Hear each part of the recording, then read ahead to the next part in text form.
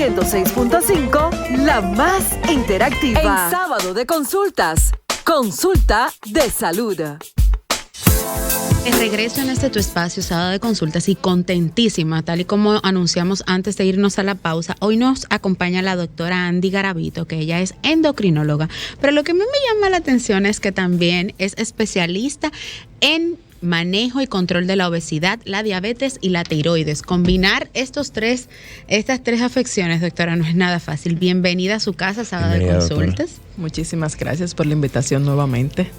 Bueno, de entrada nosotros anunciamos que el tema iba a ser la prevención y el manejo de la obesidad. Y yo de inmediato hago mi consulta. ¿Qué es la obesidad y cuándo un paciente se considera obeso?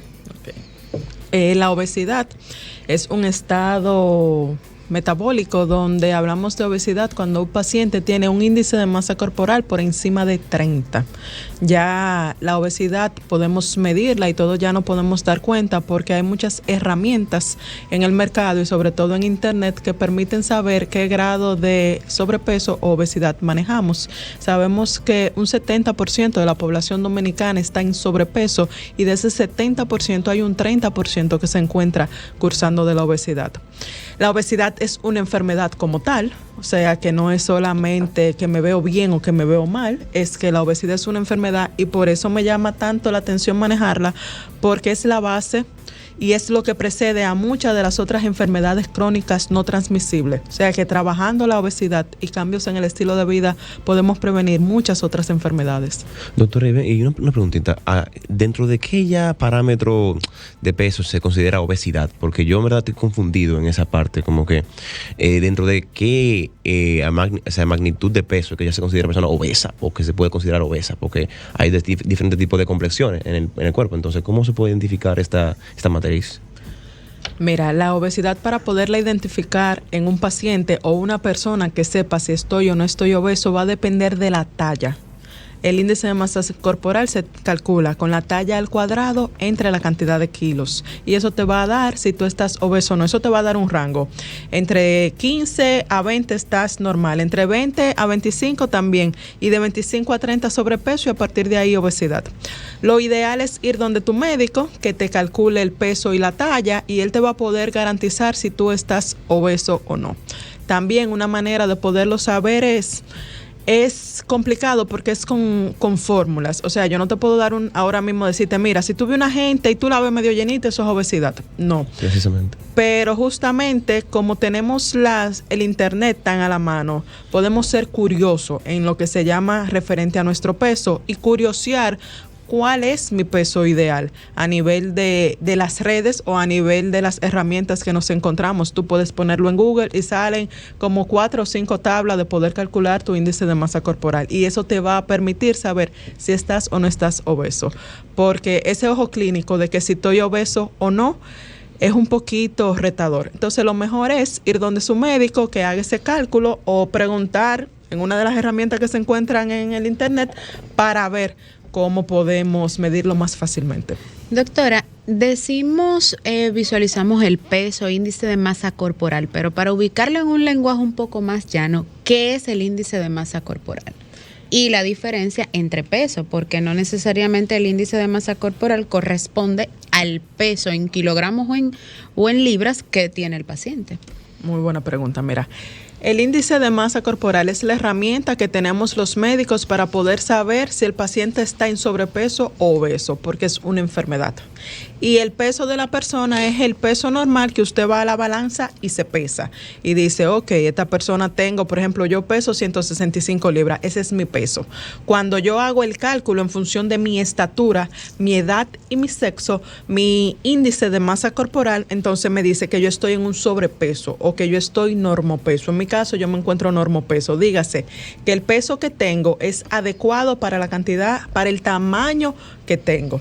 Entonces, por eso es que a veces decimos, pero tú y yo pesamos igual, pero no nos vemos iguales.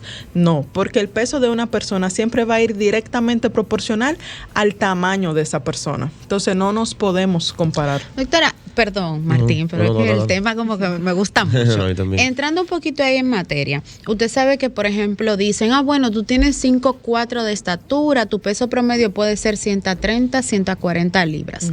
Pero, por ejemplo, yo digo, wow, pero yo con 140 libras me voy a desaparecer. Y más cuando una persona está acostumbrada a verme un poquito más por encima de ese peso. ¿Por qué generalmente, aunque el peso promedio de una persona de cierta estatura, uno nunca llega como a llevarlo así? ¿Cómo usted le llamó? Normopeso. Normopeso. Sí, estamos en normopeso, sobrepeso y obesidad. Mira, he aprendido más que nada con la práctica clínica que el peso de una persona siempre es muy individual. Siempre va marcado de muchos factores, sobre todo factores internos y factores externos. Para nosotros los médicos, las guías hablan que mientras más en tu peso ideal tú te encuentres, menos riesgo de enfermedades vas a padecer.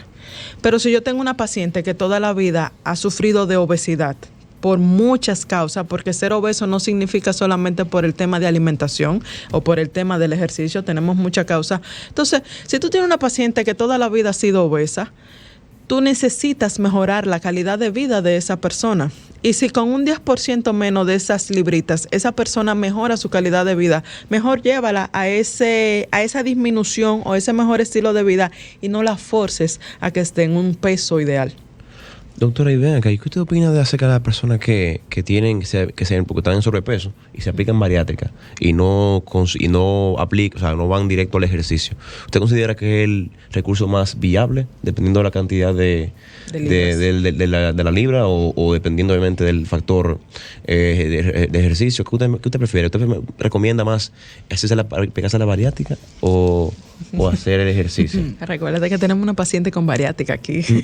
No, yo pregunté más abiertamente. Claro, mira, la cirugía bariátrica es un método que ha venido a cambiarnos el día de hoy la manera de manejarlo, porque la obesidad es una enfermedad que está afectando una gran población del mundo. Entonces, cuando hablamos de bariátrica, la bariátrica tiene sus indicaciones. Para que un paciente entre a cirugía bariátrica tiene que tener un índice de masa corporal por encima de 40. Si el paciente llegó a consulta y tú le hiciste la suma del peso junto con la talla y ese índice de masa corporal da 40, feliz de la vida, usted se lo manda a su cirujano bariátrico, porque es la manera más fácil. Estamos hablando que es un paciente que tiene que tener por lo menos 100 libras por encima de su peso ideal. Acuérdate que aquí estamos intentando que el paciente llegue al peso ideal. Bien. Entonces, si el paciente entonces tiene un índice de masa corporal por encima de 30, pero es hipertenso, es diabético, sufre de asma, tiene POC, es un paciente que hay que someterlo a cirugía bariátrica, porque es un paciente que si no hace el cambio de estilo de vida, entonces vienen los problemas mayores. Doctora, qué bueno que tocamos el tema y justamente ya mi compañero puso el tema de la bariátrica, pero antes de volver a la bariátrica, quiero consultarle. ¿Puede considerarse la obesidad como un tema emocional y psicológico? Sí, tiene un factor. Y lo pregunto porque generalmente cuando usted ve a un paciente obeso y en la calle usted le dice, ay, yo te veo un poco más gordo, o en su defecto, tú sí comes, es un paciente que aunque uno lo ve por fuera y dice, bueno, él está bien, por dentro él piensa, oye, alguien me está diciendo que yo estoy comiendo de más, o en su defecto, ¿por qué él me está viendo más gordo? Pero yo me veo igual, porque el paciente no tiende a asumir, pero tampoco a psicológicamente entender que está gordo, porque se ve bien. Sí, tú sabes que hay algo que se llama gordofobia, está inclusive ya descrito en las guías, y la gordofobia que es lo que no queremos, esa sensación de que no me digan gordo, esa sensación de que no quiero que me llamen, ese tener que decir o estimularte por tu peso, es algo que está muy en boga. Entonces, usualmente el paciente no se da cuenta de su sobrepeso, no porque no quiera, porque nadie llega al peso que tiene si está muy en sobrepeso por gusto. Siempre hay factores que nos llevan a llevar a ese peso. Y fue como tú dijiste hace un rato, viven desconectados de sus emociones y viven desconectados de su realidad. Y recordemos que la comida da un rush de satisfacción momentánea, que si tú estás pasando por un problema de depresión, de tristeza, de ansiedad o de angustia, y tú no sabes cómo salir de ahí, por lo menos el comer dulce y el comer harina te va a llevar a darte esa ligera sensación de bienestar que tú estás solicitando en ese momento, aunque sea momentánea. Doctora, y disculpe, yo sé que usted tal vez no sea psicóloga en este tema, pero ¿qué usted recomienda a una persona poco, tal vez, se podría decir, un poco, no sé si egoísta la palabra, o tal vez, bueno, que no sepa cómo tratar a una persona que está en esa situación? ¿Qué usted le recomendaría o como vea a otra en esa situación? Por ejemplo, una persona que sea cliente, que sea paciente de bariátrica. O sea, la pregunta sería, ¿cómo ponerse en el lugar del otro? O sea, el tercero, por ejemplo, a los padres, porque hay muchos familiares y personas en nuestro país que realmente son un poco como ambiguos con el tema de la obesidad. Como que le da lo mismo, ay, mira fulano, que está gordo, qué sé yo qué. ¿Cómo se puede dirigir a estas personas para tratar con ellas? ¿O qué se le puede recomendar también a esas personas que son un poco airosas con ese tema? Lo primero es que hay que educar, porque por desconocimiento más de una vez ocurren las cosas. Y como tú dices, el padre que no está pendiente de su hijo o que no está pendiente de esa situación, simple y llanamente no se ha enterado. Entonces lo que hay es que educar a mamá y a papá para que sepan qué es lo que está pasando. Mira, tu hijo está un poquito más gordito de lo normal, el pediatra es el encargado de poder definir y decirle eso al papá y a la mamá, y sobre todo hacerlo en un lenguaje que te llegue. Porque yo te puedo venir aquí a decirte las complicaciones micro y macrovasculares a nivel de... ¿Tú me entiendes? Entonces, ese no es el fin, es que entiendan que tienen que mejorar el estilo de vida, porque si no es un niño que va a tener complicaciones en un futuro. Bueno, y a ustedes que nos sintonizan, es tiempo de sus consultas, recordándole que en el interactivo de la orientación, sus consultas son gratis. Comunícate 809-540-1065. 1-833-610-1065 desde los Estados Unidos. Sol 106.5, la más interactiva. Y de inmediato entramos en contacto con nuestra primera llamada por aquí. Buenas tardes, ¿quién nos habla y desde dónde? Sí, buenas tardes. Yo quiero hacer una pregunta a la doctora. Aunque ella es endocrinóloga, ¿a qué se debe que hay personas que tienen problema emocional con su madre? Yo lo digo yo por mí, como por cierta amiga mía también que está muy obesa. Problema, de obesidad. Sí, de obesidad, problemas con la alimentación, cuando hay problemas con la madre, cuando hay problemas. O sea, usted es obesa y sus hijas tienen la misma condición. Es decir, diferentes amigas yo tengo son obesas, pero todas tienen problemas con su mamá. Emocionales, sí, problemas emocionales, sí, de problemas tremendos. Entonces quiero saber, y yo también, entonces yo quiero saber la alimentación cuando hay problemas con la madre. ¿Será porque nuestra madre es la primera persona que nos alimenta y cuando hay problemas nosotros cambiamos el amor de ella por la comida? ¿Será así? No sé. Una buena consulta, aquí tenemos otra y la unimos. Buenas tardes, ¿quién nos habla y desde dónde? Te habla Carolina de Santo Domingo Este, querida. Gracias, Carolina. Adelante con tu inquietud. Yo estoy llamando porque yo he aprendido que definitivamente el tema de obesidad es un tema más de conducta que de otra cosa. Y escuchando a la doctora, me llamó a la atención de saber si hay algún terapeuta o algún especialista específico que ella recomiende para esto, para en mi caso yo poderme tratar. Perfecto, gracias Carolina. Escúchanos y en breve tu respuesta. Bueno, doctora, ahí tiene dos preguntas que más que la especialidad de la endocrinología per se son un poco psicológicas. La primera, ella nos dice que si hay un trastorno, ¿verdad?, de dificultad con su madre, si eso puede, vamos a llamarlo genético, si esa genética puede llevarse a su hija. Y la segunda nos indica que si usted conoce algún especialista que pueda de la conducta humana que pueda tratar el tema de la obesidad. Claro, las dos preguntas están muy, muy buenas. Mira, sí, hay pacientes que cuando los veo en la consulta les digo, para poder continuar un tratamiento conmigo tienes que ir a terapia. porque necesitamos sanar, que justamente a donde voy con el otro. Ya hemos avanzado mucho en cuanto al tema de psicología y el tema de sanaciones interiores. Entonces, sí, hay muchos temas que hay que sanar de manera interior para poder actuar de manera diferente. Yo de antemano trabajo con la licenciada Zuleima Rosario, es una estrella en lo que hace como psicóloga y tiene muy buenas herramientas para que tú puedas ir viendo por qué tú comes como comes o por qué lo haces de esa manera. Entonces, la primera pregunta entonces de la señora que preguntaba por el tema de mamá. Yo he tenido en consulta también personas que son familias todas obesas. También les digo que tenemos falsas lealtades familiares. Me explico. Sí, por favor. Todos queremos ser como mamá o como papá. Cuando tú eres chiquito, tú quieres ser como tu mamá o como tu papá. Y todos necesitamos sentirnos que pertenecemos a algo.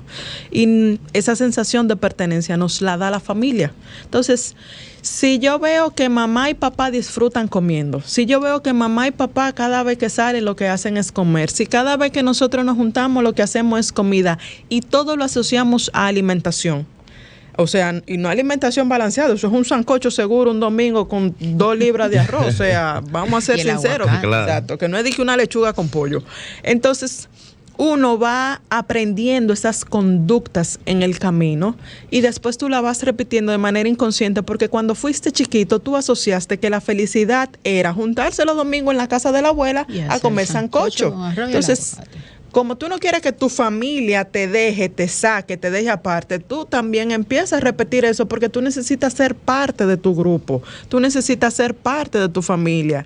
Y si en tu familia todo el mundo es obeso, tú quieres ser obeso porque yo necesito ser parte del coro, ustedes no me pueden dejar atrás. Es una gran realidad porque vemos muchas familias obesas. Yo he visto realmente eso cuando especialmente las personas ya toman la iniciativa de querer salir de esa cadena o de esa cárcel de obesidad, deciden como que el ejercicio, a ejercitarse, como que lo toman de enemigo y dicen que no, que ahí va fulano a hacer ejercicio y vaina. Doctora, una pregunta, y partiendo de lo que usted acaba de decir, ¿se puede decir que la conducta en Dominicana nosotros no comemos por las experiencias en dietas que tengo, sino que me doy cuenta que nosotros nos hartamos?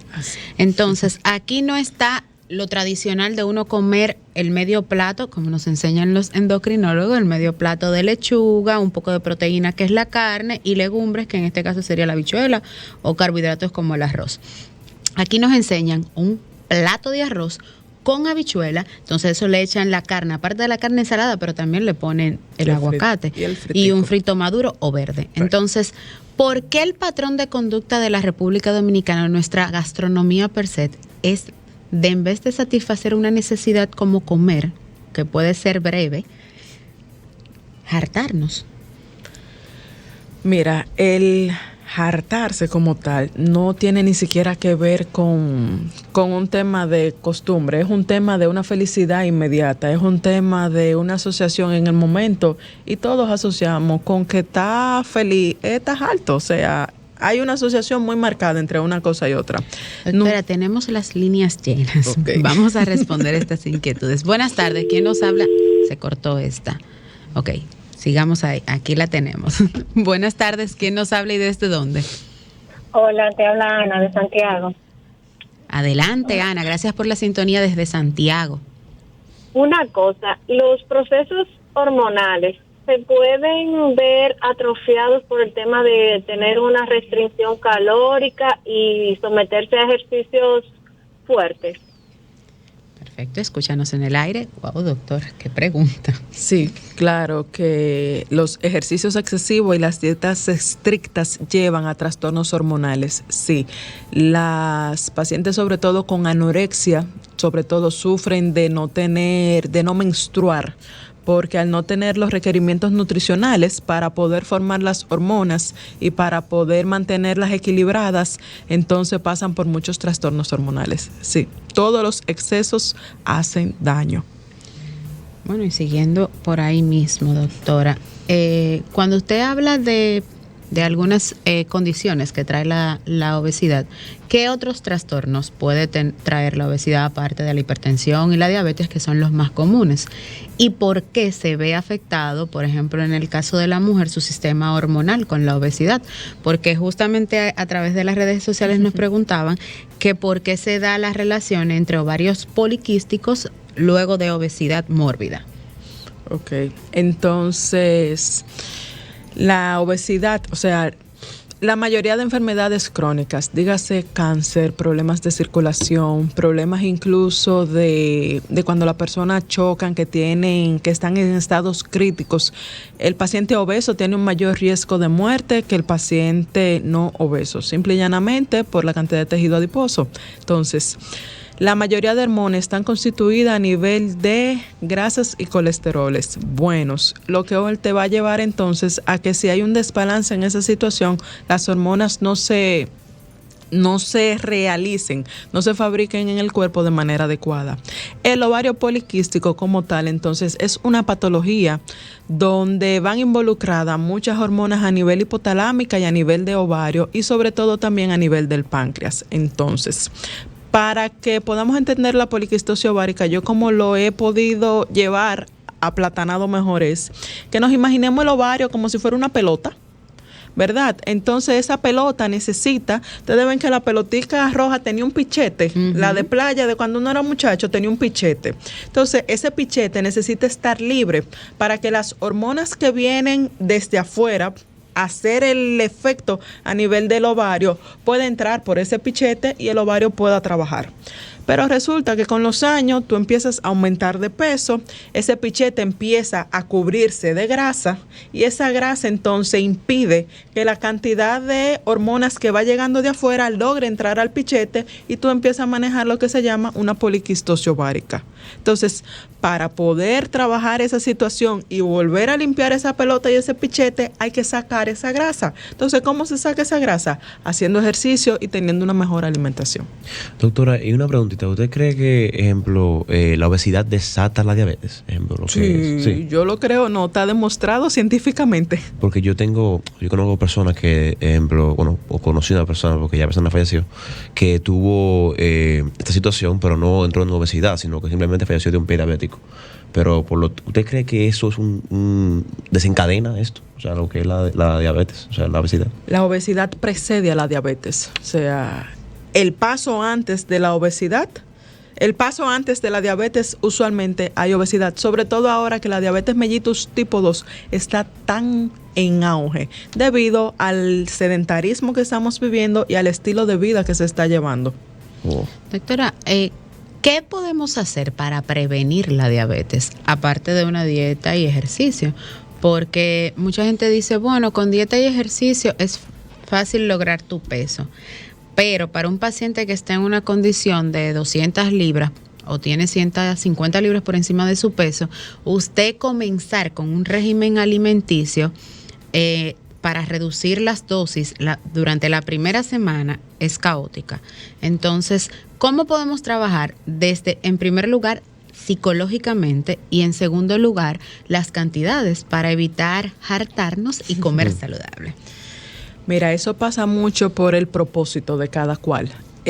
Para tú poder hacer ese cambio marcado, que no se frustre el paciente en el camino, tiene que tener un propósito. ¿Para qué te quieres quitar las libras? Si tú tienes 200 libras y toda la vida has sido obeso, ¿por qué de buenas a primeras tú te quieres quitar la libra? ¿Qué tan importante para ti es tener salud? ¿Qué tan importante para ti es tener una mejor calidad de vida? De manera mental y emocional, ¿en qué parte de tu pirámide personal de prioridades se encuentra tu salud? Si tenemos el propósito claro, va a ser más fácil poder entonces adherirse a esos cambios de estilo de vida. Porque es que cuando uno no sabe por qué está haciendo algo, entonces no logra pegarse, porque esto fue porque me lo dijeron. Pero cuando uno logra entender de que yo voy a ir porque mi mamá, mi papá, mis hermanos y todo el que yo conozco está diabético y yo no quiero llegar allá porque para mí es más importante morir sano, porque podemos morir sano, que llegar a desatar una diabetes. Entonces, de ahí es que tú tienes que agarrarte. Cada vez que tú tienes esa sensación de que me quiero de un atracón de comida, el propósito está claro. O sea, el propósito es que yo no voy a llegar allá y eso lleva. Incluso decía una psicóloga y una psiquiatra, María Rojas Estape, española, que el músculo de la voluntad se ejercita a diario. Si usted tiene toda la vida sabiendo que come mucho, coja un día a la vez, coja un pasito para poder llegar. No crea que usted se va a quitar las 200 libras que usted le ha tomado 20 años tomar en 2 meses, porque esto es un cambio en el estilo de vida. Y todo empieza entonces en el propósito. Y cuando tú tienes el propósito claro, entonces hacerlo visible, poner en sitios visibles lo que usted desea. Si usted lo que quiere es un cuerpo 90, 60, 90, búsquese una Barbie, recórtesela y cada vez que usted vaya a la nevera, ponga la foto de la Barbie para que se recuerde para qué usted está haciendo este esfuerzo. Doctora, a través de las redes sociales nos preguntan, ¿qué es comer emocional y cuáles son sus causas? Porque usted habló de ese tipo de alimentación emocional. Ok, la alimentación emocional es esa ansiedad que casi todos en algún momento tenemos, todos. O sea, el que diga que nunca comió por emoción, eso no es real.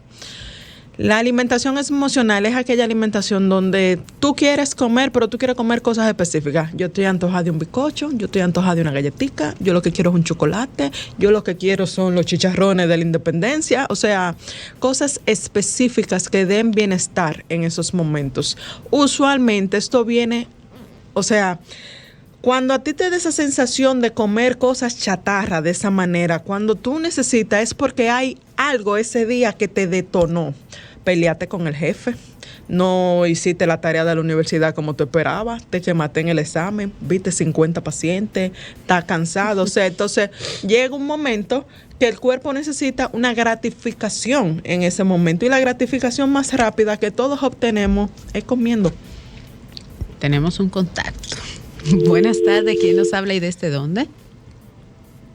Se cortó. Doctora, pero cuando usted dice que tenemos esa gratificación, ¿es correcto o ese comer emocional se puede asociar al estrés?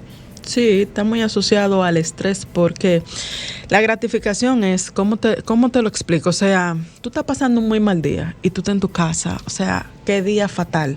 Tú, de manera interna, todos nacimos para ser felices, todos nacimos para estar contentos. Entonces, cuando tú llegas, que tú tienes un día tan estresante y tan triste, tú necesitas algo inmediato que te salga de esa tristeza, tú necesitas algo inmediato que te saque de esa emoción. Entonces, ¿qué pasa? Que entonces uno lo vuelve un estilo y una costumbre. Entonces, cada vez que tengo estrés, como, y ya de por sí tú lo vas asociando. Como hablábamos de la asociación del sancocho los domingos. Entonces, igualmente, cuando tú empiezas a ver que esa conducta, aunque tú tienes un día estresante, tú llegas a tu casa y te comiste ese chocolatico y eso te bajó del estrés, pues tú lo repites nuevamente. Pero resulta que ese chocolatico que tú te estás comiendo todos los días tiene algunas 80 calorías, tiene mucho azúcar, entonces tú empiezas a subir de peso y tú dices, pero yo no estoy haciendo nada. El chocolate que te estás comiendo. Entonces, eso lleva a un ligero aumento de peso que uno no se da ni cuenta. Sí, y el cerebro se acostumbra, ¿no? ¿Verdad? Y doctor, una preguntita. ¿A qué se debe ese desenlace, ese desato de comer por comer? ¿Usted entiende que eso es algo que ya, bueno, como mencionábamos, psicológico?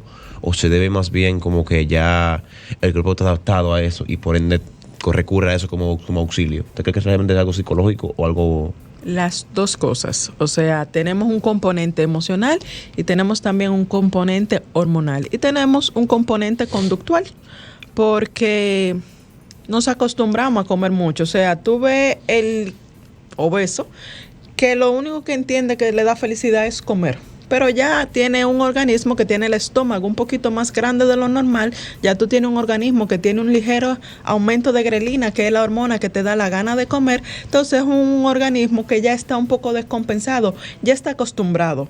Porque cuando empezó, fuera por X, Y o Z, o sea, la razón que te puso esos atracones. Por ejemplo, ¿quién no tuvo de muchacho nunca?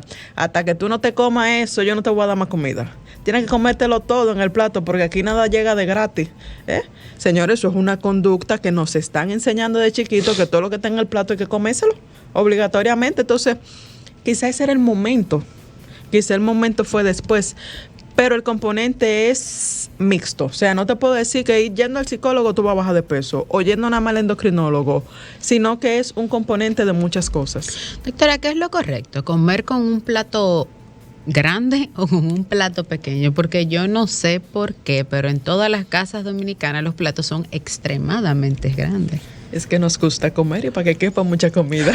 Eso el dominicano también tiene, ejemplo, porque en Europa eso no se ve, doctora. Ejemplo, aquí el dominicano sirve todo en un plato y el español sirve plato por plato. Entonces, eso es algo cultural también, ¿no? El dato que era cierto. Sí, claro que es algo cultural, o sea, de Latinoamérica completa. Recuerden que en nuestros inicios nosotros fuimos indígenas en una primera y luego cuando fuimos colonizados por los españoles, entonces nos llega la raza negra. Entonces ese mix de culturas donde nosotros éramos los esclavos, a los esclavos había que darle comida pesada para que pudieran trabajar, para que pudieran entonces construir, porque que las obras de aquel momento eran necesarias. Entonces eso lleva mucho de cultura.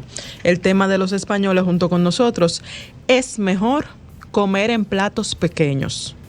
Eso no hay duda. Uno, vas a comer menos porque la cantidad que te va a caber en el plato es menos.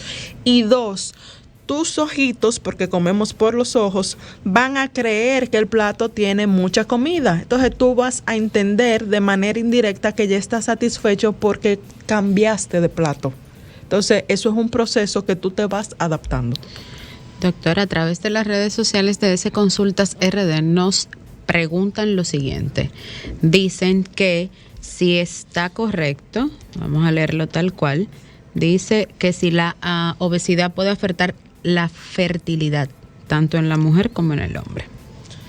Sí, es un tema que está muy en boga, el tema de la obesidad y la fertilidad. El paciente obeso tiene una alta tasa de infertilidad, o sea que tiene menos probabilidades de quedar embarazados, porque son 2 en 1, cuando estamos en obesidad. Los últimos estudios incluso han revelado que cambios pequeños en el estilo de vida pueden llevar a un aumento de la fertilidad. Cuando tengo pacientes en la consulta que tienen deseos de embarazo, lo primero que le digo es camine. Usted quiere un muchacho, usted va a orar y a caminar con la misma fuerza que usted desea ese muchacho, porque el hacer ejercicio te va a permitir que los niveles hormonales se regulen un poquito, debido a que aunque tú estés comiendo, cuando empiezas a caminar la circulación se activa, la oxigenación se activa, entonces vas a empezar la pérdida de peso per se y hay muchas cosas que van cambiando con el caminar. Y sí, el obeso el obeso tiene más temas de infertilidad. Bueno, yo creo que también deberíamos de empezar a buscar qué podríamos hacer para poder evitar llegar a la obesidad. ¿Qué usted recomienda a esas personas que le gustan comer, que le gusta comer su picapollo, que le gusta comerse un Taco Bell, un Wendy o incluso un picapollo chino? Entonces, ¿qué usted le sugiere a esas personas que le gusta comer eso cada rato? ¿Qué usted sugiere, doctora? Y bueno que son, fíjense lo que son buenísimos. Yo soy culpable. Franklin está reclamando. Que yo soy la primera. ¿Quién fue? Me encontré con alguien estos días, me dijo, doctora, yo no lo veo a usted nunca comiendo pizza. Y yo, eso no te lo recomiendo. Mira, yo exhorto que todo es gradual. Yo exhorto que todo es proporcional y que hay tiempo para todo. Como tú justamente decías, cada día trae su propio afán. Entonces, usted se quiere comer su picapollo, cómase un picapollo, pero cómaselo una vez a la semana. Si eres del que come picapollo todos los días, cómete el picapollo entonces 3 veces a la semana. Empieza a disminuir las cantidades. Esto no es mágico. Esto yo quisiera poder decir que sí, que el picapollo lo podemos poner en una dieta balanceada, pero se hace muy difícil. Las comidas fritas aportan el doble de calorías que te aporta una comida normal. O sea, el mismo pollo horneado a la plancha, sancochado, tiene la mitad de calorías que lo tiene frito. Simple y llanamente porque es frito. Entonces, si a lo que a ti te gusta es el pollo, busca una manera nueva. El air fryer se encuentra con nosotros, es una herramienta espectacular. Entonces, cómase su pollo en el air fryer en vez de comerse el picapollo frito todos los días. Y deje el picapollo frito para esa para esa celebración. Mi amor, hoy tuvimos una buena semana, hoy no ascendieron el sueldo, o sea, gratificaciones que tú sepas que puedes llegar a controlar en un tiempo. Los Wendy y los McDonald's son muy buenos también, son carne, uno se pone doctora, pero eso es carne a la parrilla, dicen ellos. Igualmente, yo lo que les recomiendo a mi paciente es comerse preferiblemente la hamburguesa sin papa y sin refresco. Ya el simple hecho de tú quitarle la papa y el refresco, le estás quitando lo que le aporta mayor cantidad de calorías densas. O sea, la caloría mala de las hamburguesas donde más se encuentran es en la papa y el refresco. Entonces, todo es proporcional. Doctora, perdona que interrumpa, muy bueno el tema. Ahora me surgió una pregunta. Hay personas que también tienden a ser obesas por el tema de comer de madrugada. ¿Usted también entiende que eso es como una especie de eso desata principalmente lo que es como que aumentar de peso más fácilmente, comer de madrugada? Porque hay muchas personas que sufren de eso, o le da de comer de 3 de la mañana, 4 de la mañana. Yo conozco personas que han comido un coso de helado a las 3 de la madrugada. Entonces, ¿qué usted sugiere en ese ámbito? A esa persona que se levanta a las 3 de la mañana a comer helado, dale el número de Zuleima, por favor, ¿eh? Claro. Tú dile, ahora mismo tú estás haciendo crisis de ansiedad que no te estás dando cuenta porque no es normal ni es lo usual. Nadie tiene la necesidad de levantarse de noche a comer si durante el día llevó sus comidas de manera adecuada. Si usted se levanta en la noche a comer de madrugada, o sea, usted se acostó feliz y tiene que levantarse porque tengo hambre, revise su alimentación durante el día y ese paciente está de terapia porque está manejando crisis de ansiedad muy marcadas. Doctora, generalmente aquí suelen decir, tú tienes el gordo detrás de la oreja. ¿Se puede considerar la obesidad como una herencia genética? Sí, estamos hablando de la epigenética ya, lo que significa que vamos determinado por lo que la madre comió durante tu embarazo, es algo que tú vas a comer durante tu vida. Y si esa madre tuvo una mala alimentación, usualmente nosotros tendemos a comer más. Pero esto no es decisivo, me explico. Que tu mamá estuviera gorda o comiera mucho durante el embarazo no significa que durante la vida tú también tienes que hacerlo de esa manera, sino que tienes que trabajar un poquito más para poder mejorar ese factor. Dígase que no es determinante, o sea, aunque usted tenga el gordo detrás de la oreja, no tiene que salirle al 100%. Bueno, yo también creo, o ¿qué usted piensa también sobre las personas que ejemplo, dicen que, o sea, que saben que tienen esa situación, pero no hacen nada al respecto, y que personas que intentan ayudarle y dicen, sugieran hacer esto y lo otro, pero no, como que no tienen un cierto movimiento? ¿Qué se recomienda hacer en esos casos? La rebeldía, doctora. Nadie cambia en cabeza ajena. Eso es lo primero que tenemos que tener muy claro, sobre todo los que intentamos ayudar a los otros a cambiar. Nadie cambia en cabeza ajena y tu tiempo de transformación no va a ser el tiempo de transformación de la otra persona. Y hay quienes simple y llanamente no nacieron para transformarse en el camino, porque tiene que haber de todo en la viña del Señor. Entonces hay que tenerlo muy claro. ¿Qué recomiendo sobre todo? Mira, yo he encontrado en la consulta que la pérdida de peso y el cambio de estilo de vida va muy de la mano del amor propio interno que tú tengas hacia ti mismo.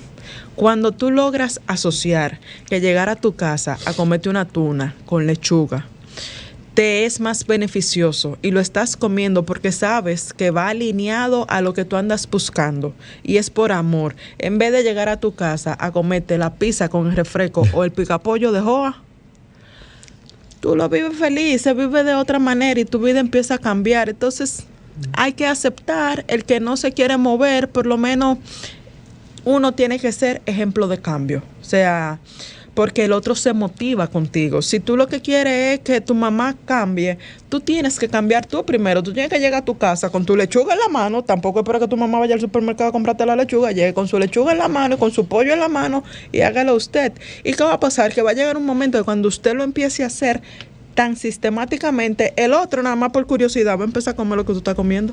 Bueno, Interesante conversación con la doctora, como en cada entrega cuando nos acompaña. Doctora, sé que muchas personas se quedaron con dudas y claro está, usted no la va a responder por teléfono, pero sí es importante que conozcan cuáles son sus redes sociales y los teléfonos y dónde podemos encontrarla en consulta. Yo estoy en Instagram y en Facebook, dra.garavito, doctora Garavito a sus órdenes. Y yo trabajo en el Centro Oriental de Diabetes y Endocrinología de lunes a viernes por cita previa. Una llamadita por allá y estamos a sus órdenes. El número de teléfono es 809-596-1335, extensión 28 o extensión 33. Bueno, y a ustedes que nos sintonizan, vamos a un corte comercial y al regreso más de este sábado de consultas. Adelante, Franklin. Estás escuchando el interactivo de la orientación.